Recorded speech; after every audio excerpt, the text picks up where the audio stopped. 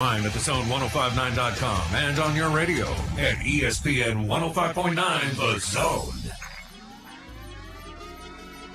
Hey, I think I'm ready. I mean, I might as well be. I'm as ready as I'm going to be. The show is starting whether I'm ready or not. Right, Bill? Like, you're not waiting on me, are you? No, sir. The music has begun, meaning it's time to roll. Let's roll. All right, welcome into the studio, the Farm Bureau Insurance Studio. Farm Bureau, go with the home team. They are your home team at Farm Bureau across the great state of Mississippi. Thanks for tuning in, however you're listening, wherever, whenever. If you're listening live on the radio, hey to you. On the Zone, if you're on demand later, maybe in Vicksburg, Batesville, other parts of the state on the radio, thanks for tuning in that way. If you're live right now, online, Facebook, YouTube, Twitch, any of those live streaming platforms, hey to y'all. Comments are coming in. Feel free to type in a comment. And there's going to be some guests on today's show also. So if you're watching the live stream, feel free to type in a question if you want to, and I'll see it all here in one place. And finally, if you're listening on demand via podcast, anywhere you can get a podcast, just look up the Matt Wyatt Show.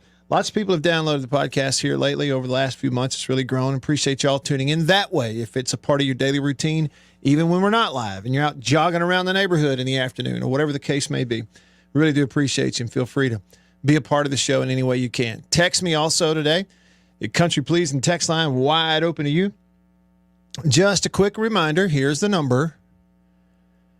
It's a 601 number, 885-ESPN, 601-885-ESPN. Or call me on the Davini phone, 995-1059. Speaking of, however, the Davini phone is tied up right now. There's somebody hanging on there that you get to hear from, and I'm glad that you do, on your radio right now. He's known as, well, on Twitter, he's Scout Steve Arb. He's our friend that we lovingly over the years have referred to as Rose Bowl. I just call him the man. Steve Robertson on your radio right now. Hey, Steve. Happy Tuesday to you, sir. What's up? Well, I was just sitting there enjoying that nice little tune in the background there. And, I could have just listened to that for a while, but it's good to be with you. It's a real toe tapper, isn't it? I mean, it really is. Bum, bum, bum, the famous Maroon Band. You can't go wrong with them. Yeah, I wanted to get a chance to talk to you. The people that are right now, Steve, watching the live stream, they can see your picture, and they see there it says, your Twitter handle, and they can also see it says author Dogpile, 2 words, Dawgpile, author of Dogpile. So you got a new book out there, huh? Like as of right now? Yeah, it came out on Friday, and it's a long time coming. I actually finished writing back in August, and with the promises by the printer that they would have all this stuff done by Christmas, and little did we know there was a national paper shortage, and we did it for Christmas, but we got it in time for Valentine's and for the beginning of college baseball season. So that's almost as good, but yeah. Happy to finally have it on the shelves and getting a lot of good reviews, and it's selling like a snow cone on July 4th weekend. So okay, and so I want to ask you some about the book, and what I don't want to do is, I guess, Steve, give it all away. We want people to buy the book and read, but I wanted to ask kind of just what's the best way for you to describe the contents of the book? If I buy Dogpile, what is it? What am I reading about? Well, the first 4 chapters are going to kind of set up everything that's ever happened in the history of Mississippi State baseball up until the 2021 season. Okay. Of course, you can't get too laborious with all that, but the first chapter is entitled "The Boys from the South." And back in those days, you recruited your neck of the woods. You didn't do a lot of national recruiting, and Mississippi State baseball was built on players from the state of Mississippi and some into Tennessee and Alabama, but primarily it was a Southern program. And I wanted to make sure that all of those families were represented in this book. And I mentioned every major league dog and every All-American that we ever had. And I think it's important, as great as the 2021 season was, it was certainly not an overnight sensation. This is something that's been, over 100 years in the making. And I could not in good conscience write a book about us celebrating a national title without honoring the great Diamond Dog and Maroons and Aggies and people like that preceded this great group. And that takes you into hiring Ron Polk, and I had the honor and privilege of interviewing Polk and talking about, he almost didn't take the job at Mississippi State, and I didn't know that. And that was, we kind of pride ourselves on being know-it-alls, you and me, Matt, and all of a sudden I learned something I didn't know that's pretty significant. But I interviewed John and John Cohen, of course, and he talked about being a player, coach, and an AD here, and he takes you into the hiring of Chris Lemonis, and Lemonis takes you into his hiring, and then his expectations for the 21 season. Then every chapter after that is basically 1 week of the season. We're chronicling what happened each week of the season from the beginning of the year in Arlington, Texas, to the end of the year in Omaha, Nebraska. How about that? So comprehensive, to say the least. And Steve, I mean, I got to tell you, even something like that, if I were to look at it through the lens of not just capturing a whole season, but a whole history leading up to a season, even if you were trying to do it via audio or via video, that's challenge enough. But to go down and write it down word for word and then feel like you've got it, that had to be, I mean, I know you wanted to do the book. I know for somebody like you that you create that content, you get it in your gut, you know it's the right thing to do. But was there ever a point where you look at it and go, man, this is almost too big for one guy to do? Well, so here's the original plan I was actually writing a book kind of prepping called Diamond Dogs. I was going to write the definitive history of Mississippi State baseball, and it was actually going to put it out in 2022. Last year was supposed to be my year off, and so I had already kind of outlined some things, and then lo and behold, State wins the national championships. You kind of got to change gears a little bit. So, some of this was already in my mind, I guess you could say, about how I want to kind of lead the reader through the history of Mississippi State baseball. And so we kind of got a Cliff Notes version of that. And I hope to circle back at some point here in the next few years and finish that book of, Diamond Dog baseball history. And now we can talk about, having the crown jewel of the national championship. Steve Robertson on your radio right now. He's the author of Dogpile, looking back at last year's 2021 national championship season for Mississippi State baseball. Before I go a step further, Steve, for those listening, where can they get the book? Well, it's all over the place now, thankfully, and more places are picking it up now. Like I've spent the morning returning emails and messages from people that are wanting to order the book, whether it be individuals and bookstores. But it's all over the greater Starkville area, and now it's at Lemuria Books in Jackson and Barnes & Noble in Ridgeland and Persnickety and Madison and Tupelo and Barnes & Noble and Reed's is going to have it, and then Turnrow Books, of course.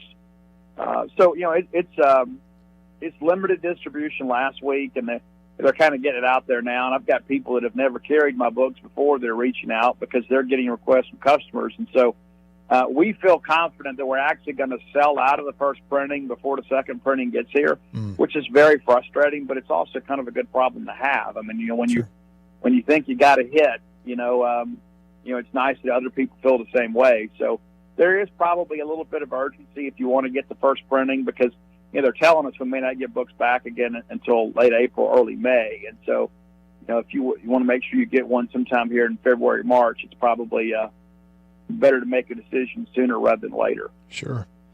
Steve, okay, so going back to last year's championship team, for you personally, was there prior to the finals in Omaha, was there a time, a point in the season, regular season, postseason, regional, was there a point where you genuinely felt or thought to yourself, this team's going to win the whole thing?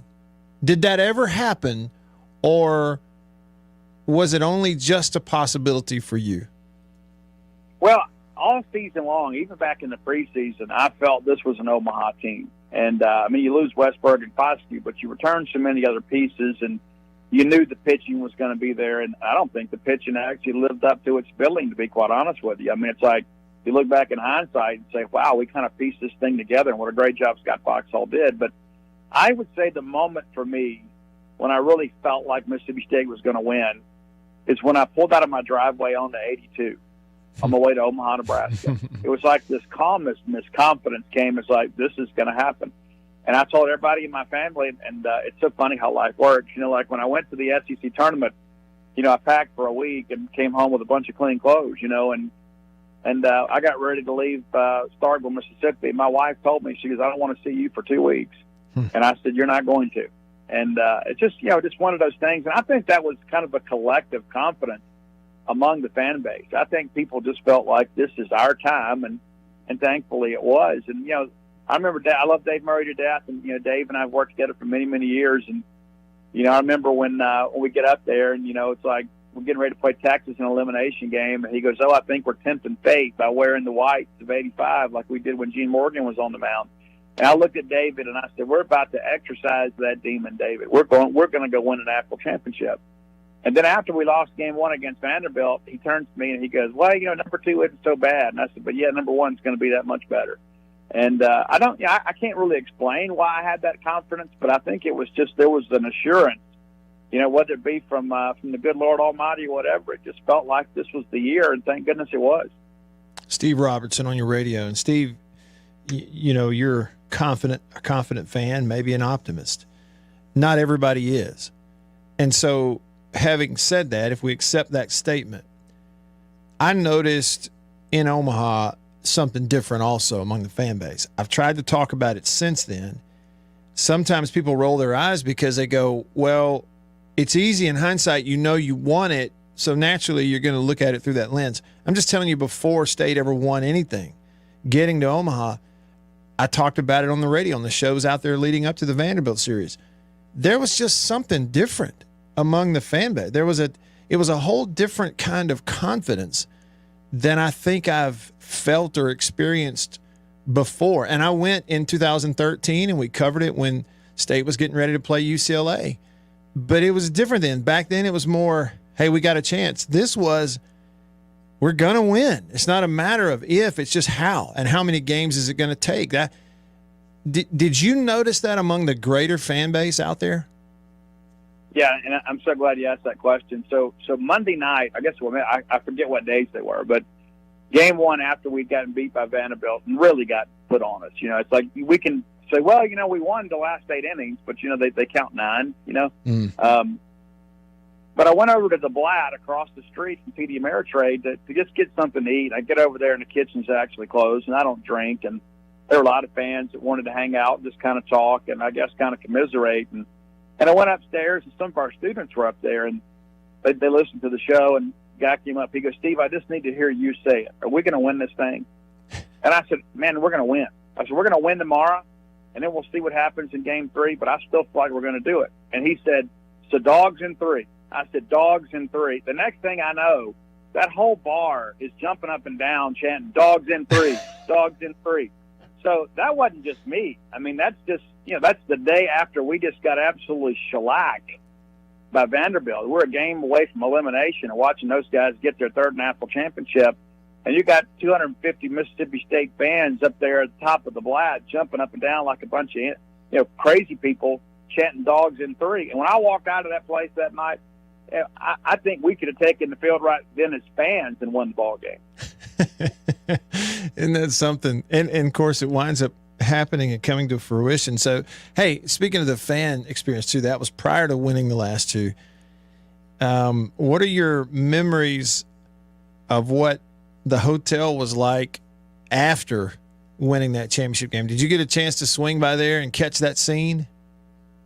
Yeah, well, and that's the thing, too, is it wasn't just there. I mean, it was like everywhere you went in Omaha. I mean, whether you went, you know, right there by the stadium or even by the team hotel, I mean, you know, the party raged long into the night. And I remember hanging out with our fans until I think I put the last drunk one in an Uber and went to my hotel and I recorded a show and watched the sunrise. And I thought to myself, I got to get some rest before I get home. But there's just something about seeing all that. You know, I thought about leaving earlier. I said, well, as soon as the game's over, I'm just going to kill some of this drive. And I thought, why would I deny myself the chance to celebrate with our fans the first team national championship?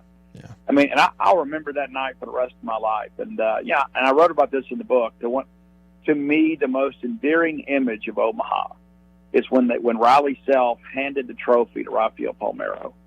and Rafi, hoist that thing skyward. It was almost like we had just kind of closed, the closet on some old skeletons and kind of put those things away for once and for all.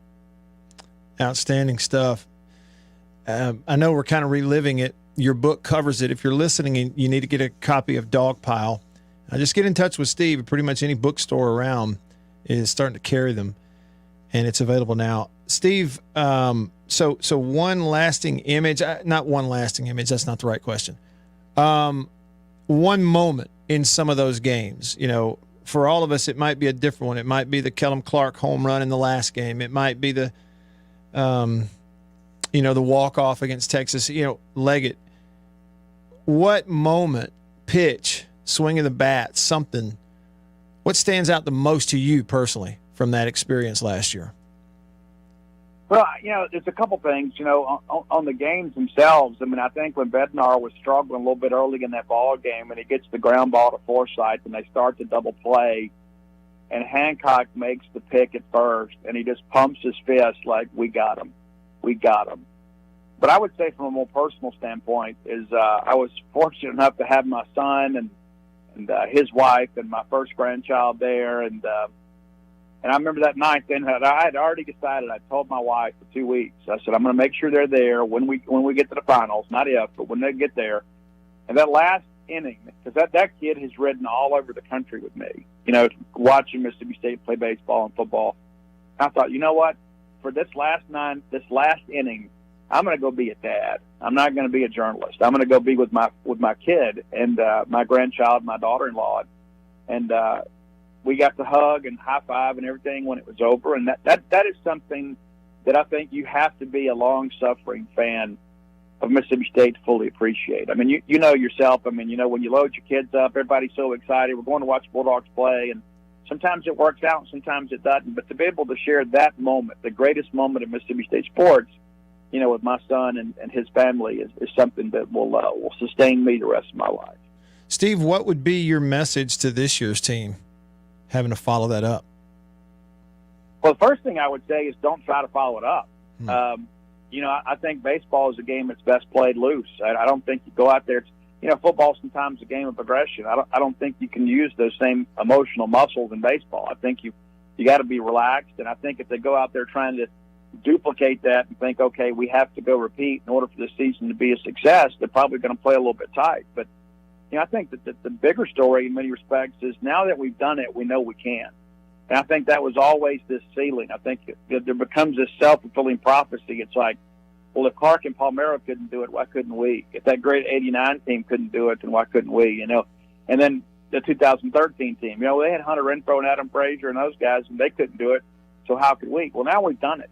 And to be quite honest with you, and I have some people that want to argue with me about this, I don't think the 2021 team is Mississippi State's most talented team, but it might have been the most cohesive team. And I think that's what really matters a lot of times. We've had some great superstars that have played on some pretty good teams. But what made that team so great is that everybody contributed.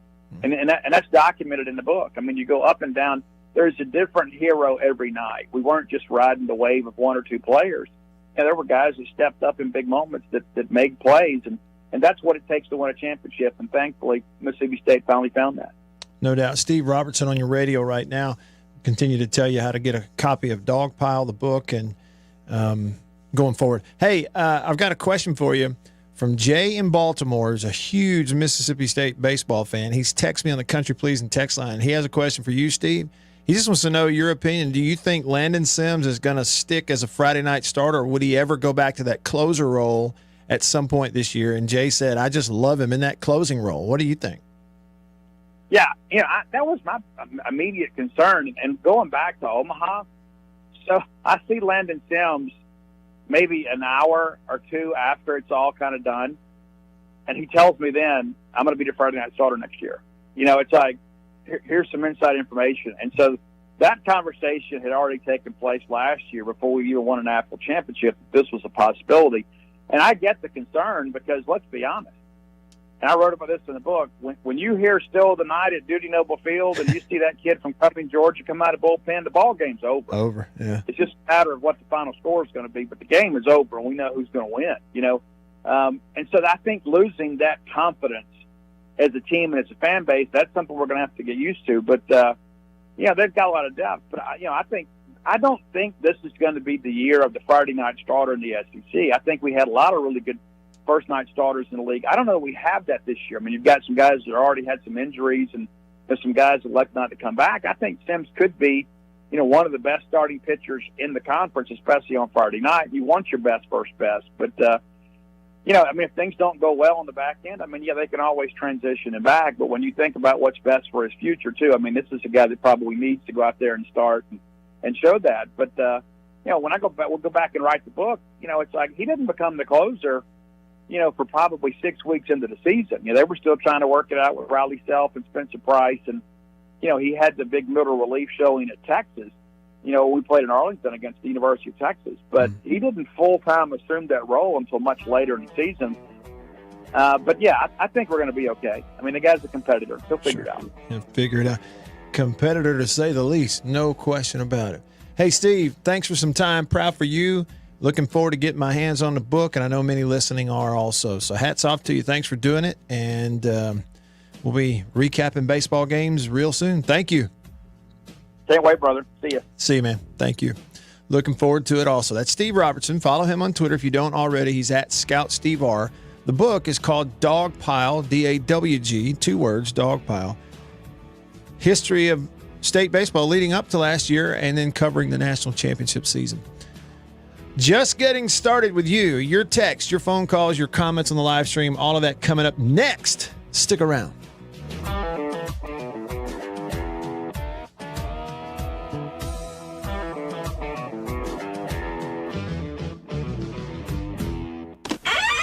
After these messages, we'll be right back. For double enjoyment, reach for Beech Nut Peppermint Gum. It sparkles your smile, your breath, your whole sense of enjoyment.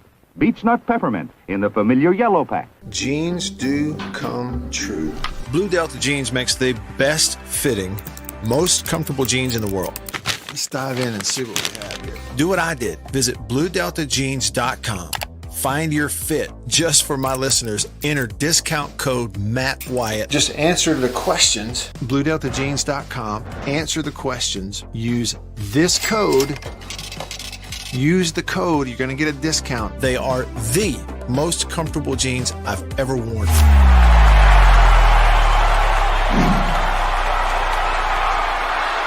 Farm Bureau Insurance stands ready to provide financial relief to our communities in this time of crisis. This includes a one-time credit to all personal auto policyholders, a donation of $500,000 to the Mississippi Food Network, and additional payment options for those hit the hardest, all while continuing to service customer claims as well. But this is the time to go above and beyond. These are a few ways we're keeping the Farm Bureau promise. To learn more, talk to your agent or visit us online. Go with the home team.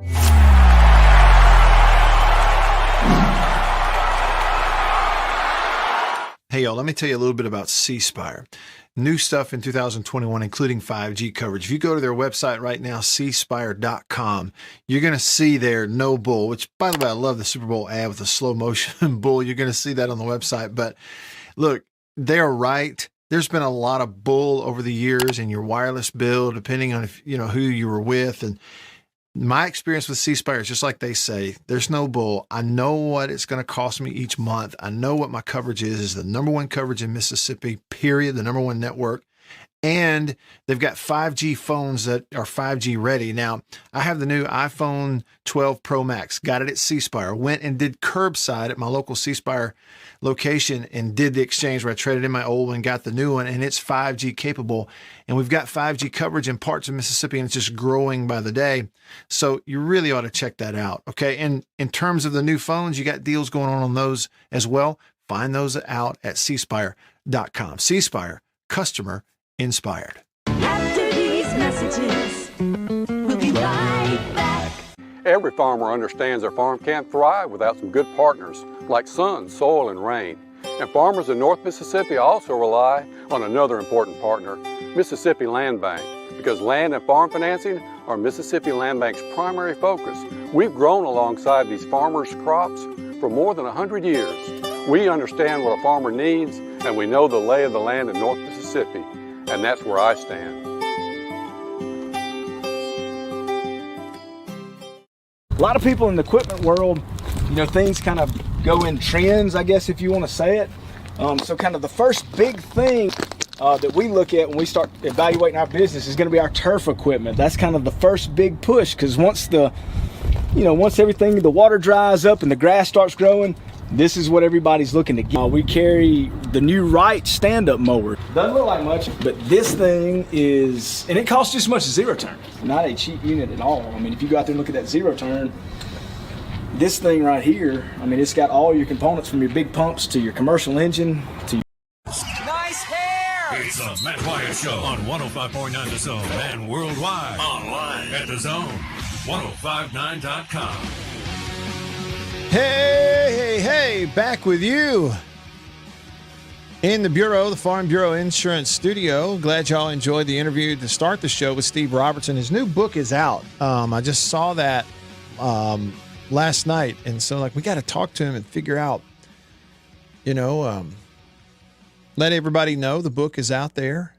And I didn't know, honestly, prior to interviewing Steve just a minute ago, I did not know that it encompassed a lot of the history leading up to last season, also in the book. He said the first 4 chapters, and then, of course, covering last year's team. So kind of a commemorative thing, right? I mean, you don't know when's the next time you're going to have a national championship to celebrate or a book to commemorate one, right? So, so you need to do that.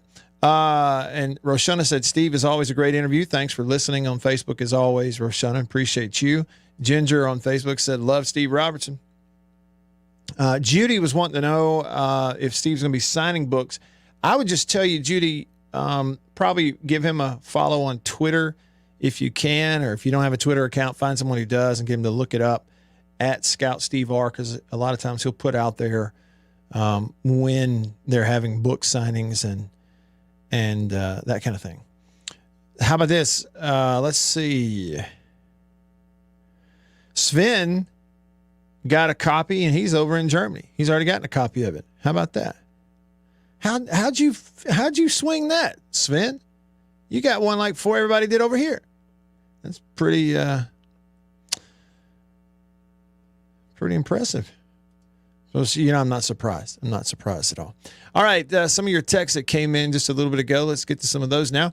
On the Country Pleasing text line, I got the trucker Country Pleasing hat. It's got the mesh on the back, black on the front with the red hog on there. It says Country Pleasing on the back side of the hat. How about that, huh? Get you one of those. This one really fits the best. How some hats, they can all be the same, made the same. It's just one that fits right. This one just fits right. Okay. Where are we starting off? We're starting off with Mason from Wesson. He said, I hadn't read a book in years. Don't like reading, but I'll tell you this, I'll buy this book. You're the man. Hail State Steve. Steven said, I thought the key hit in Mississippi State's regular season was Tanner Allen's triple against Ole Miss. Yeah, I mean, that was a big moment. And help me out, Steven, that was game 1, wasn't it? Wasn't that game 1 on the well, I think it was a Friday, Saturday, Sunday series. It might have been Thursday, Friday, Saturday. But anyway, I think it was game 1, though, right? Is when he had that, because then Nikhazy had an unbelievable outing, just threw a gem and shut State down in game 2. Then State won game 3 to win the series. Steven then said, I'd have to go with Tanner Leggett's hit against Texas as the key hit in Omaha. I'd have to admit, after the first loss against Vanderbilt, I thought here we go again. After the win on the second day, I thought there was no way that we were losing game 3. Even with Rocker on the mound. Yeah, that's interesting. Stephen, again, the different emotions from different people, from different perspectives, looking back on it. And I realize that the beginning of this show here today on February the 8th is primarily, for State fans. I get that. There may be some listening going, hold on. Recapping something that happened last year in June? Yeah, but listen, Steve's book is out. Wanted to talk about that. And we are 10 days away from first pitch this year. And let's be honest, the way we are supposed to approach things in life is, when the new season starts, we're in on this season. We're not necessarily worried about last one and looking back to last one. We got at some point, the baseball team itself, Chris Lamonis told us they stopped celebrating last year when they got their rings during football season during a Kentucky football game last year. And then they totally put it behind them, and it's all looking ahead. As fans, we don't have to do that. We don't have to put a date on it. But here we are 10 days from this year, and any reminiscing and stuff about last year, we got to kind of move on, at least when the season starts this year. Right? Supposed to anyway. So it's fine for us to look back because that's what we're on today. But listen, Stephen, you said, okay, I thought the key hit in the regular season was Tanner Allen's triple against Ole Miss. That was a big moment for sure, in the regular season and all this. But, I could almost, I'm certain that going undefeated in midweek games last year was unbelievable. Undefeated in midweek games. Never lost a midweek game. That's unbelievable. Talk about how it sets you up and all this kind of stuff. Okay, but one big moment regular season, that's harder to remember than others. Okay, but you are not the only one that always points back to Tanner Leggett's walk-off hit against Texas. That whole scenario leading up to it, right? You get down first, you go pinch run, you put Skinner in there as a pinch runner, you run, you send him on the first pitch, he swipes second on a bad throw, and then Leggett pinch hit and bang, singles it into left center, and we win the ballgame. And I've even, when I've tried to go back to specific moments, the Kellum Clark 2-run home run to break up the no-hitter against Virginia, which led to a pitching change, which led to the 3-run home run by Tanner Allen, which that one could be it. The bomb 3-run home run by Kellum Clark in the third game of the championship series that made it 9-0, that it just started the celebration, and then there are other moments, but of all those different things, this one key moment, you mentioned Tanner Leggett's walk-off against Texas. When I asked Chris Lamonis about it, that's the one he talked about. That's the one he goes back to, was that particular one. And, okay, I was a little different from you. I was still, even after State won Game 2 to force a Game 3 against Vanderbilt, I'm sitting there going, you get it to a Game 3 with a chance to win, and you have to face Kumar Rocker? You kidding me? Because you can do everything right, and that guy beats you. And so, yeah, the first swing of the bat, first pitch of Game 3, the first pitch to leave Kumar Rocker's hand, Rowdy Jordan turns it around for a line drive single into right field. And here we go. J-Rock on the text line says, the first pitch of the final game, Rowdy said, we're here to play with a line drive to right. I felt confident. That right there was like the confidence boost they needed. First pitch of the ball game, bang. Jeremy, Country Pleasing text line, says, I was standing at the bar patio on the corner with friends across the street from right field after Game 2. Every single MSU fan that passed got a dogs in 3 and a high five. LOL. What an awesome couple of days. Never seen or experienced anything like it, Jeremy. It was unbelievable. Yes. Okay. And Jay in Baltimore texted that we now have game times for opening weekend. We do. In fact, the Mississippi State Long Beach State Series, the last one among SEC teams for opening weekend to announce the game times, and we got them just a little earlier today. So opening day, Friday, February the 18th, first game of the year, 3 p.m. on that Friday. The Saturday game, Game 2, 2 p.m. And then on Sunday, Game 3, 1 p.m. So 3 o'clock Friday, 2 o'clock Saturday, 1 o'clock Sunday. And on the 18th, opening day for Ole Miss, they are at home hosting Charleston Southern. And their first pitch in Oxford is going to be 4 o'clock Central. So there you go. Jason in Flagstaff said, I agree with that. Without Sims coming in late, that comeback win versus Virginia probably doesn't happen in Omaha. And he hopes, Jason said he hopes this move works out, bringing Sims out of the bullpen, out of the closer role, into a Friday night role. Certainly think it's probably what's best for him long-term and draft status and everything else. But at this point, you got to trust Lemonis. He's made move after move. They've all worked out, it seems like. Sven on YouTube says, Matt, I have to vehemently disagree. Kumar was bad in Omaha. I don't want to make him look bad, but he was the weak point on the mound for Vanderbilt in Omaha. Remember that throw to second base that he missed? Yeah, that was a big moment too, right? Throwing that ball away, move the runners up, put a run on the board early. That's from Sven. Nick says, I have no problem with us moving Sims to Friday nights, but having him come out of the pen is like the Yankees with Rivera. It's game over. Pretty sure the coach that just won our first championship will figure it out, though. That's right. And it's not, again, you heard what Steve said. They've been planning on this for a long time. It's not like it's something just off the cuff. Well, let's do this. We don't have anybody else or anything like that. I mean, that's not it at all. Earl in Madison said, come on now. State folks aren't going to be reading a book. We might at least look at the pictures of that one. Bass Dog texted the show and said, what seems to get lost in all of the celebration and everything that is that Tanner Allen was the National Player of the Year.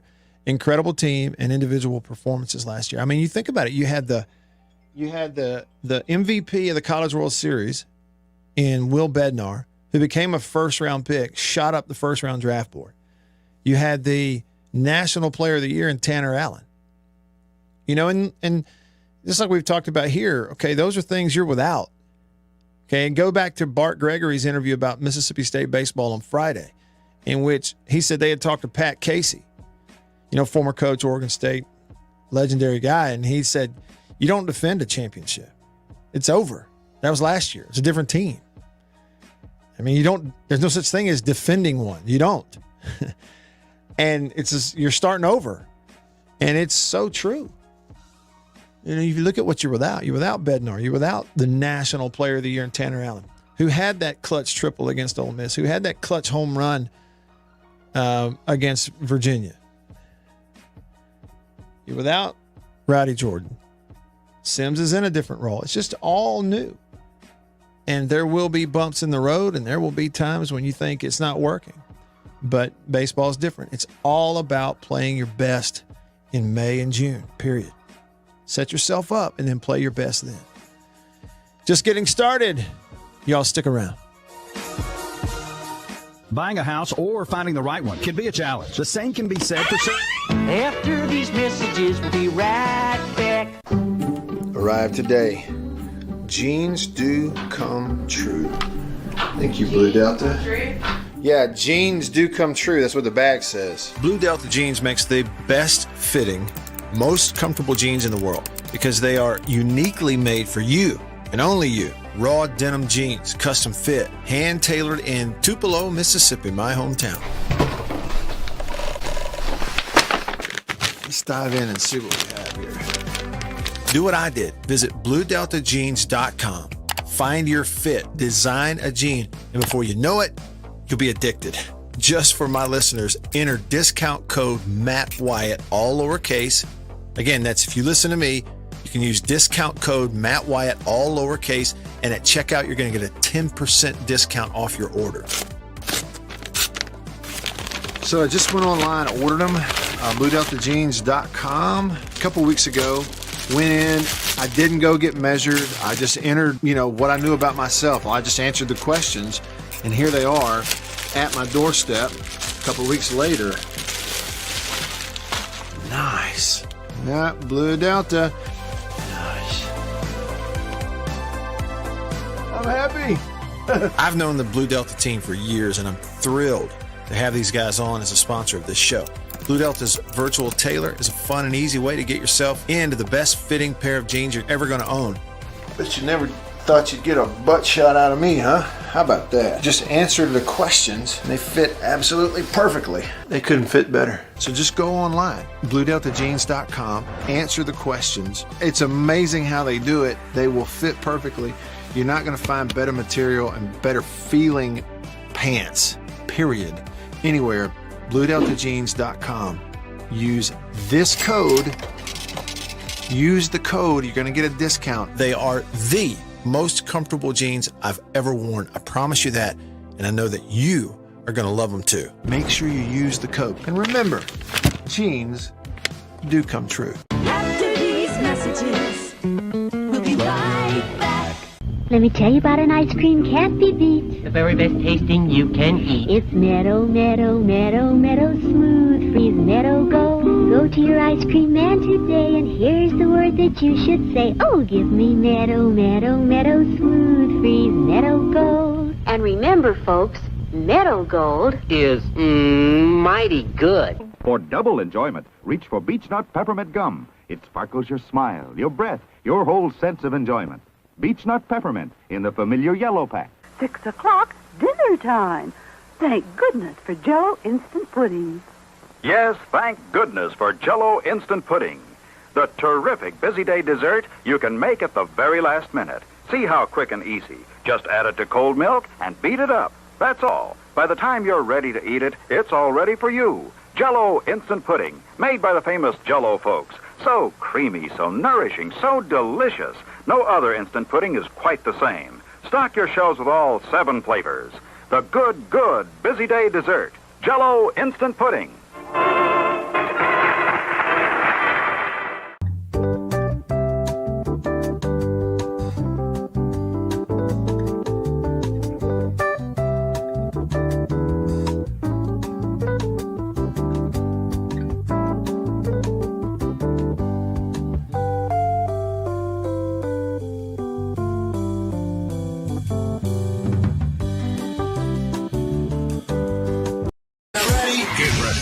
The Mississippi State radio analyst. And who's on your radio? Right now! You got the Matt Wyatt Show on 105.9 The Zone and online at thezone1059.com.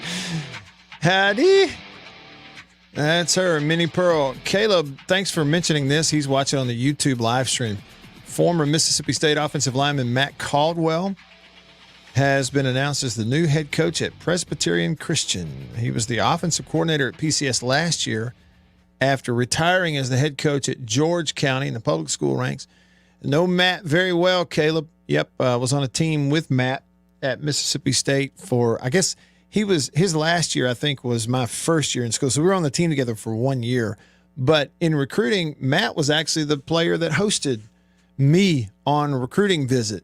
Was in there and he drove us around, showed us around, took us out to eat. We went over to, it was either his apartment or somebody else's, and played video games all night long, or they did anyway. I just sit around and talk and watch, and they kind of showed us around, took us out. And yeah, that's how I got to know Matt. I sent him a text when I saw the news a little bit ago, and I'm glad for him. Glad he's going to be moving up into the head coach role, and he's a heck of a coach. He's coached a lot of great players too over the years when he was at George County. For sure. So happy for him. Appreciate you pointing that out. Yeah, and Danny, you had a message earlier on the live stream, and I was going to bring this up. I thought it was an interesting point. Okay, so Danny said maybe Steve should get you, Matt, to make audio versions of his books. Yeah, so who would? So if Steve ever had his book go like, books on tape, the what do you call them? The Kindle, Audible, versions of those. Who should voice them over? Yeah, we could definitely do it for him. For sure. We could figure that out, huh? And then Danny also said, I'm pretty sure our fan base will overreact when we lose our first baseball game and when Landon Sims has his first bad outing. Lots of folks threw in the towel last year, especially after the 0-2 SEC tournament run. You're exactly right, Danny. And again, it helped me to hear. It helped me to hear in Bart Gregory's interview back on Friday, him going back and recounting some of the struggles that State had at different times throughout the year. Now, again, there were these shining bright spots too. Obviously, some of the series wins and wins in general, and you go spotless in the midweek. Those things are pretty special. But not every Landon Sims outing was great. Most of them were great. Okay, but there was one or two where he got hit. Of course, and you remember Bednar didn't have a very good outing in the Super Regional against Notre Dame. And, of course, the SEC tournament experience after that, 2 10-run rule games, you came home and you went, what is going on? I remember some of the talk here as our heads were just spinning. Anyway, it's going to be up and down. It always is. Even for the teams that go and win, it's going to be up and down. I think approaching it pragmatically ahead of time and on the front end is a really good way to go about it. That's what I think. A couple of texts, then I'm coming over the phone. Chris texted and said, I'm getting chills listening to the recap.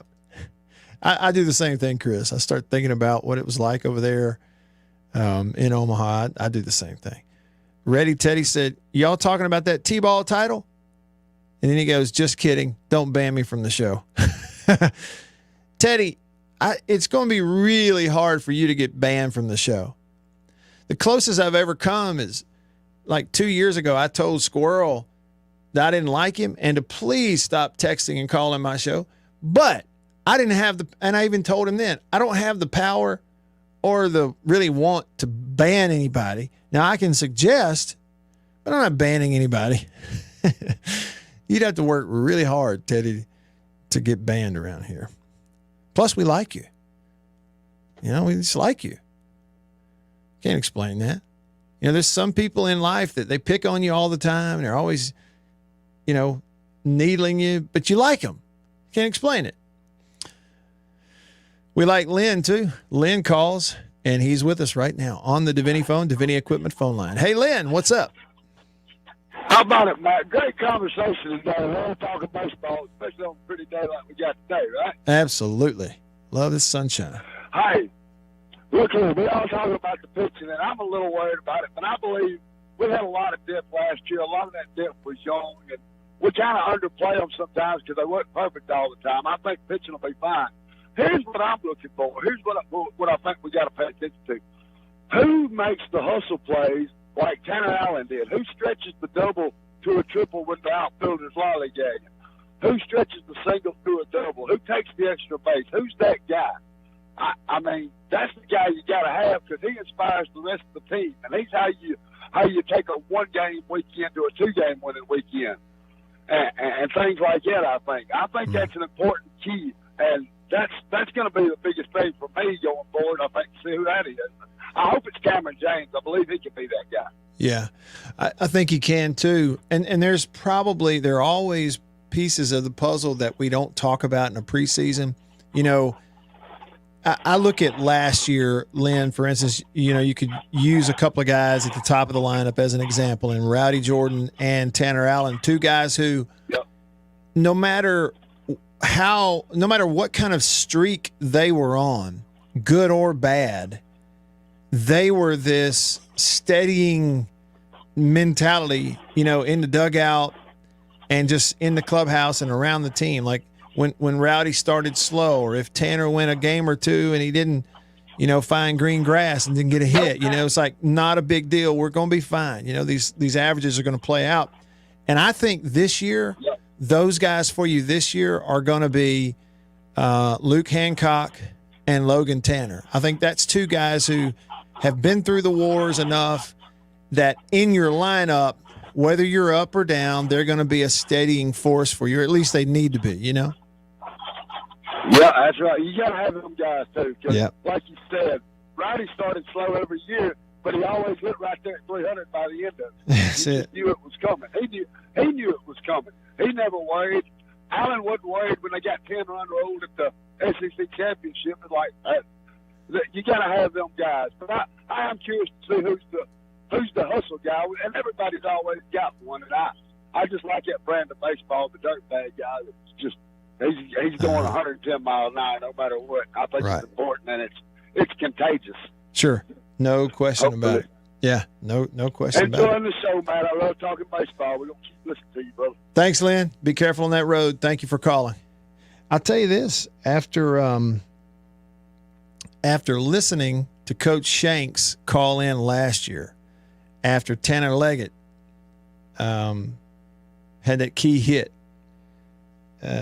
Coach Shanks coached him, knows him, and he called in and he said, listen, I'm telling you, he said, I knew he was going to do that. Anybody who's ever been around him, coached him, knew he was going to hit that ball. You know, he was going to drive that run in. Knew there was something special and sort of gritty, scrappy about him too.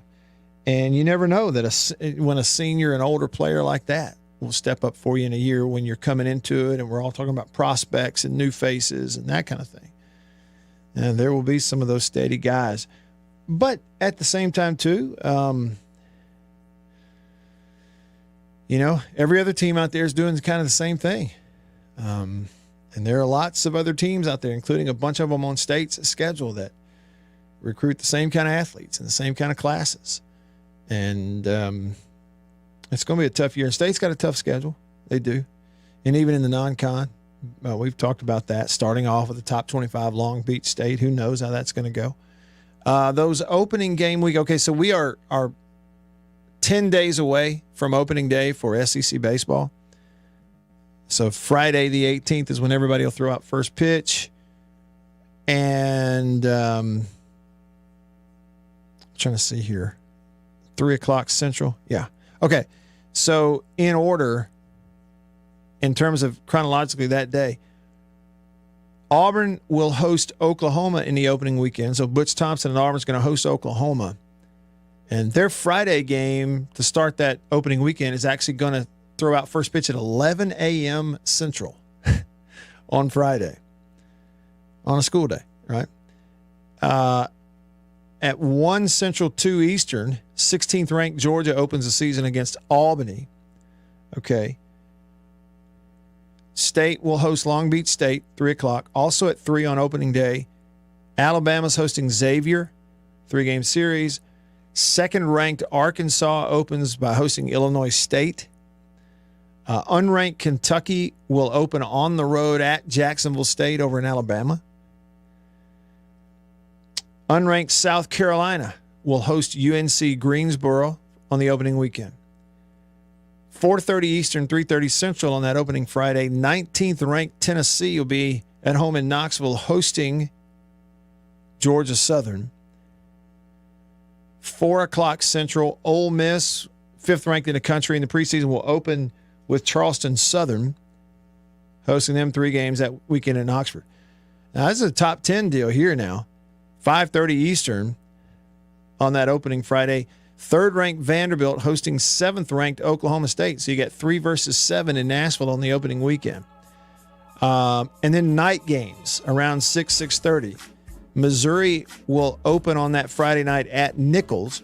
LSU will open at home in Baton Rouge hosting Maine.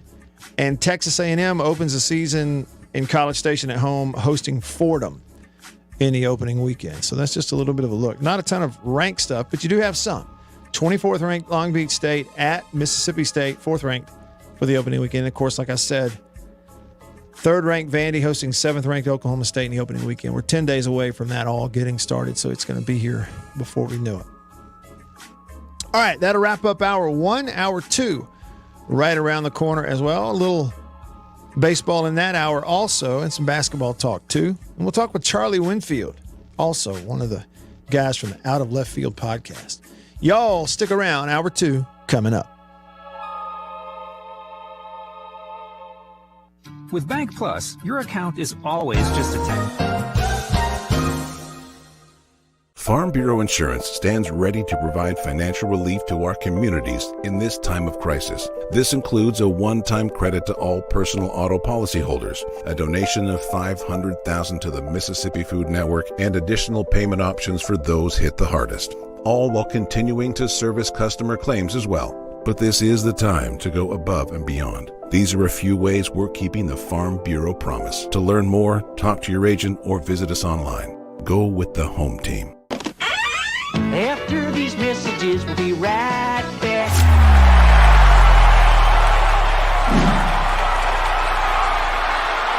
We are about to have a fire and cook some sausage. A country pleasing sausage is outstanding whether you cook it over a fire or in the house. Cook some of this right here. It's green onion flavor, you see that? But this right here is my favorite, the maple flavor. And this is great for breakfast. It's awesome cooking it in the house because it makes the whole house smell good. Oh yeah. Let's eat country pleasing sausage, the best, hands down. If you go to countrypleasing.com, you can actually order this and deliver it to your house. Country pleasing sausage, hands down, the best. Trust me. Divinity Equipment, Spring Ridge Road in Jackson, Highway 51 in Madison. Hey y'all, let me tell you a little bit about C Spire. New stuff in 2021, including 5G coverage. If you go to their website right now, cspire.com, you're going to see their no bull, which, by the way, I love the Super Bowl ad with the slow motion bull. You're going to see that on the website. But look, they're right. There's been a lot of bull over the years in your wireless bill, depending on if, who you were with. And my experience with C Spire is just like they say, there's no bull. I know what it's going to cost me each month. I know what my coverage is the number one coverage in Mississippi, period, the number one network. And they've got 5G phones that are 5G ready. Now, I have the new iPhone 12 Pro Max, got it at C Spire, went and did curbside at my local C Spire location and did the exchange where I traded in my old one, got the new one, and it's 5G capable. And we've got 5G coverage in parts of Mississippi, and it's just growing by the day. So you really ought to check that out, okay? And in terms of the new phones, you got deals going on those as well. Find those out at cspire.com. C Spire, customer inspired. After these messages, we'll be right back. Jeans do come true. Blue Delta Jeans makes the best fitting, most comfortable jeans in the world because they are uniquely made for you and only you. Let's dive in and see what we have here. Do what I did. Visit BlueDeltaJeans.com. Find your fit, design a jean, and before you know it, you'll be addicted. Just for my listeners, enter discount code Matt Wyatt, all lowercase, BlueDeltaJeans.com. I just entered, what I knew about myself. I just answered the questions, and here they are. Nice. Yeah, Blue Delta. Just answered the questions, and they fit absolutely perfectly. They couldn't fit better. So just go online, BlueDeltaJeans.com, answer the questions, use this code. Use the code, you're going to get a discount. They are the most comfortable jeans I've ever worn, and I know that you are going to love them too.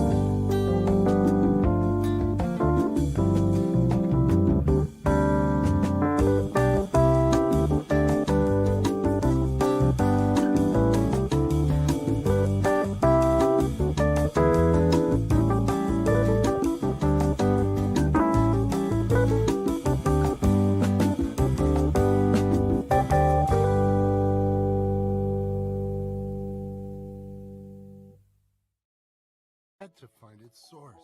I didn't know if you were the woman in the pink freshly washed cardigan or the retired mailman next to me, but I knew one of you was my soulmate. Ah, the scent of Gain Flings. Add Gain scent beads for an even longer lasting scent. WRKS Pickett's Jackson. Hi, John. It's time to get back to the Matt Wyatt Show. Live in the studio. Online at thezone1059.com and on your radio at ESPN 105.9 The Zone. Here we go. Let's get started, shall we? Hour number 2 in the Bureau, the Farm Bureau Insurance Studio. Farm Bureau Insurance. Go with the home team. They are your home team. At Farm Bureau, across the great state of Mississippi. Your hometown heroes, that's your local Farm Bureau insurance agents. And staying connected to you here on the show, thanks to C Spire, the #1 network in Mississippi. C Spire, customer-inspired business, internet, fiber. Yes, sir. Now I'm uploading at record speeds. And then for those that know, like I've never been a speed guy. So me doing anything fast is notable. And you ought to see how fast this radio show gets uploaded to the podcast every day. It's like you don't blink or you'll miss it, sort of thing. Well, that's kind of how the offseason for baseball has felt. Blink, miss it. I mean, here it is, February the 8th. We were doing a little look back with Steve Robertson earlier. Talking baseball, we blink now, blink again, and it'll be 10 days from now. It'll be opening day. And you'll be singing Take Me Out to the Ball Game or whatnot. You'll be eating hot dogs and country pleasing sausage dogs at the baseball game. And even if you are there, but if you're not, you'll turn it on the SEC Network Plus and you'll hear and see this guy on your screen. Charlie Winfield. He's a part of the Out of Left Field podcast with Bart Gregory, and he and Bart will team up on SEC Network Plus broadcast this year. Bulldog Baseball, 10 days away. Charlie Winfield on your radio right now. Charlie, where'd the offseason go? Man, kind of got away from us. I tell you what, though, Matt, I'm an organ guy. Okay. I like the organ music there. You do? I think we need more organ music in baseball stadiums. I do too. This is something I pulled from the internet. It's her first name is. She's the famous organist for years and years and years at Dodgers games at Dodger Stadium, and I think it's Nancy. Oh, I'm drawing a. But anyway, this is her. I agree with you. The organ, we ought to have one, whether real or not. Hey, but didn't we have Charlie? Didn't we have the organist for the Atlanta Braves come and do a live game on a keyboard or an organ at some point at Duty Noble? Or did I dream that up? No, that's right. And if you went back old school, not even what I'll call the old stadium, but the older than the old stadium, the organ was kind of a fixture there for a little while. So, yeah. But alas, progress has gotten away from us, I suppose. Now we have videos and cool things like that. Oh yeah, and ribbon boards. That's new this year at the stadium, isn't it? I think I saw those the other day. Ribbon boards. Yeah, it's going to be really a big advantage for the people in the outfield because now you're going to have all the information in front of you, your miles per hour, your runs, hits, outs, ball strikes, all that. So you're not turning around and looking at the scoreboard. And I think it's really just going to be kind of one more piece to making that place very special. No doubt about it. All right, Charlie Winfield on your radio. You can follow him on Twitter if you don't already, at Charlie Winfield. Of course, you hear his voice all over the place. We're talking baseball. And Charlie, a little bit ago, I was talking with Steve Robertson about his book, and then that kind of transitioned into talking about this team. And a little bit of a conversation sort of bubbled up about this move of Landon Sims from shutdown closer to Friday night starter. What are your honest feelings, gut feelings about that move, seeing it happen? So ultimately, I think at some degree, we always talk about putting the team first, but I think anytime you are a coach and you're trying to build a program, one of the ways you kind of develop trust and one of the ways you bring in players is to show that you have their interest in mind as well. And so then if you look at it from the idea of what's best for Landon Sims, the bottom line is you are more likely to be a higher draft pick if you are a dominant starter than if you are a dominant college reliever. And so at one level, I look at it and I say, what's best for Landon Sims? If he can prove that he can be a starting pitcher in the SEC, his draft stock goes up even more, and it makes him more valuable to major league teams in the draft. And so then I'd come back and say, okay, well, if it's clearly better for him, and keep in mind, this is a guy who hasn't, lived his entire life being a reliever. He knows how to be a starter from high school. He's still young. He can adapt. So then the question becomes, what's best for the team? And ultimately what I say is, if the answer to that question is it's kind of a coin toss, which I think this probably is, then you have to ask yourself, all right, let's go back to question one, which is what's better for him? And I think it makes the decision a little bit easier. And I think back to last year, one of the things we saw with Landon, he was really a once-a-weekend guy.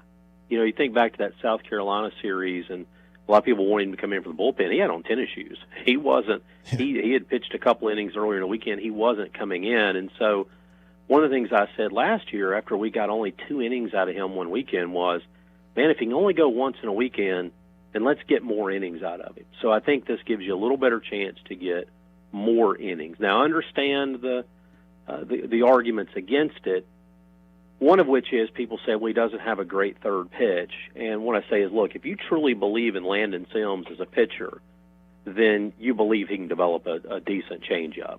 And I do. I mean, again, we're not talking a guy who's 40 and set in his ways, right? Right. There's a whole lot of pitchers with a lot less talent than him can throw a changeup. Why can't he? Sure. And Charlie, so based on that, developing a changeup, a third pitch, then if we just step back and go, okay, well, how does a Landon Sims compare to a Will Bednar from a, velocity to a pitch repertoire? I mean, you look at what Bednar did, and to me, if I just look at it just in that comparison, I go, well, absolutely. There ain't no question. Landon Sims could be, a Will Bednar clone. He definitely could. What do you think about that? No, I think that's a fair comparison, because the other thing I would say is we know that Landon Sims can give you 4 innings. We saw that several times last year. And so it's not a big stretch to say, let's stretch him out to 5, let's stretch him out to 6. And then go back and look at Bednar's starts last year. That's what you were looking at most of the time. And that's just kind of, this from watching the Atlanta Braves. We now live in a world where a starting pitcher, we're thinking 5, maybe 6. Nobody's really thinking about 7 innings anyway anymore because of the talented staffs and the bullpen and the way the game has just changed. And so I think that's a fair comparison. And again, I think if you go back to, I think the idea of the third pitch is a little bit overrated. I remember if your first 2 pitches are dominant, I think back to Ethan Small. Ethan Small would go the entire trip through the order the first time and never throw anything but a fastball. Mm-hmm. The fastball was so good, he didn't need a second pitch, much less a third. Then the second time through the order, he'd show a curveball now and then, do a little more. And so I think when you've got a guy like Sims, do you want that third pitch? Yes, but you don't have to live with it. You just got to show it now and then. Sure. It needs to make the scouting report, but it doesn't have to be dominant. It's just got to be serviceable. So, but I think I like that comparison. And if you look at the innings pitched, those 2 aren't far off. Okay, so that's Friday nights. What about Saturday? If that's fair. That's where it gets interesting, right? Yeah, right. And I don't think we know, and I don't think the staff knows. Ultimately, Bart and I were having this discussion of where do you go and how do you start. I know some people think Andrew Walling, who is a transfer coming in, will be the guy. I've kind of put my chip on the Cade Smith block on this one, at least for opening weekend. You say, why is that? I think, number one, in an opening weekend like that, you kind of want somebody who's been there. And I know that Cade Smith didn't pitch a ton of innings last year, but he's been there, he's been around, he's been on that mound, and I think that may be the difference. But if you told me it was going to be a Walling, if you told me it was going to be even a Brandon Smith, I couldn't call you crazy.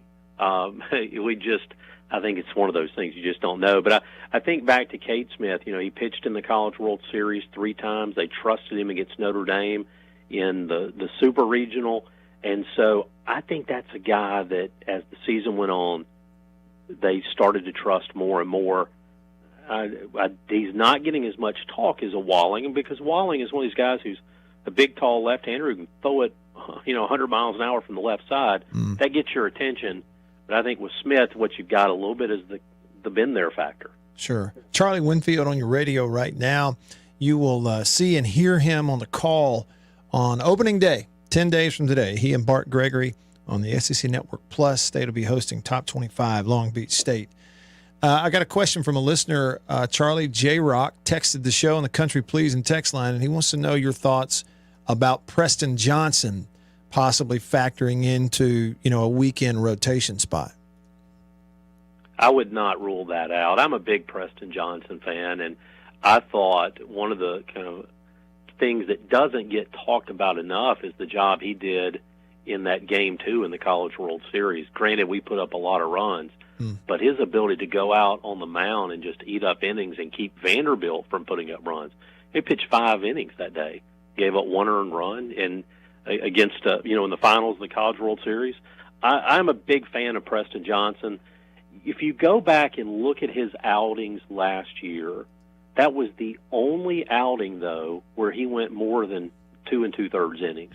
So he had not even gone 3 complete in the game all year. He had a lot of those 2-inning appearances. We stretched him out there. Of course, it's one thing to stretch somebody out when you're up 10-1, 11-1. It's another to do it to start a game. But I wouldn't rule that out. I think Preston Johnson a little bit gives you kind of what Houston Harding did last year, in that you can throw long with him if you need to out of the bullpen. But if everything else fails, you could start him too. I'm a big fan of Preston Johnson. Charlie, what about, a Luke Hancock? And I know I'm sort of just checking these boxes, this position, that position, this guy, that guy. But I really am curious kind of your thoughts as we're so close to the year. To me, he's such an important part of your team. And so what do you do? Is he your everyday first baseman? Does he catch more, and therefore Logan Tanner doesn't have to catch as much, and somebody else is playing first base? How do you think they're going to juggle that decision right there with this kind of utility guy and an excellent left-hand hitting Luke Hancock? I actually think it's going to evolve a little bit, and some of it's going to depend on what other guys can do. Early in the year, I do not think they are going to want to put excess miles on Logan Tanner. It's really easy to say, hey, look, be the catcher, get tough catch. But everybody we've talked to, from Josh Lovelady to other guys who have had to catch most games in a year, by the time the end of the year gets there, you're kind of beat up a little bit. And so early in the year particularly, you think, man, we get a midweek game, you want somebody else to catch now and then. And Hancock's really your best option there. Hancock is a really good catcher. He just happens to be playing behind an elite catcher. Right. One of the 2 best in the country. And so I think you're going to have to see him catch more. And then what that does is it gives some options at first base, whether it be Siebert, Von Siebert, the JUCO transfer, or Hunter Hines, who's coming in as a freshman. If one of those guys hits, then, maybe they kind of force their way.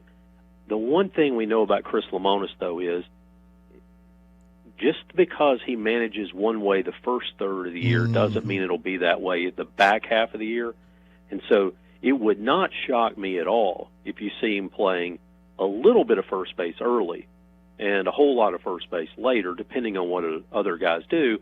And as you get deeper into the season, you have fewer midweek games, and I think all of a sudden the need to kind of not pile up the mileage on your catcher just kind of goes out the window at that point. At that point, it's all about getting your best lineup on the field. Charlie, I know you and I talked about this recently for another project I'm working on, but would love to kind of hear your thoughts on it again. I was talking to Bart here on the show on Friday, and he had some really interesting thoughts about sort of this year's team and following up what happened last year. he mentioned an interview you guys did that we'll get to hear soon with Pat Casey, and he mentioned that Coach Casey said, you don't defend a championship. There's no such thing, basically. In other words, that was last year. This is a whole new team. You're starting over. How should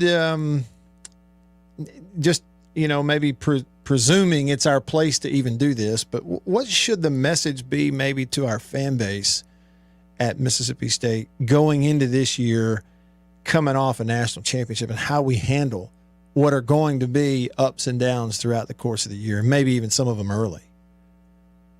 Yeah, I think that's a great question. I've been asked the question a few times of what was the turning point last year, and I've kind of come up with different ideas, and more recently have settled on the idea of there wasn't one. And what I mean by that is the team that you saw was the team that you had all year long, and that was a team that was very unselfish, a team that saw guys in and out of the lineup, but when they went out, they didn't give up. They were ready for their turn when it came back. And it's really hard to capture that, Matt. You think about the teams you've been on that have had success. You know it when you're on one of those teams. Mm-hmm. You know it when you're around that group that's just different. And it's hard to recreate that magic twice in a decade, much less back-to-back years.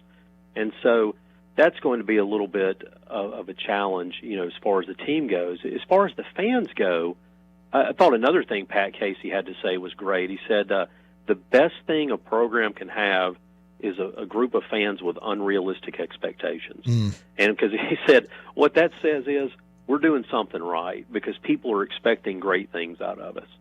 And he said, you look at this Mississippi State team this year, they are realistically just not going to be the same team every day. I mean, they've got to create their own identity, become their new guys. And I've always said, too, that one of the most challenging things in sports is to put together that magic again when some of your best leaders have left the room.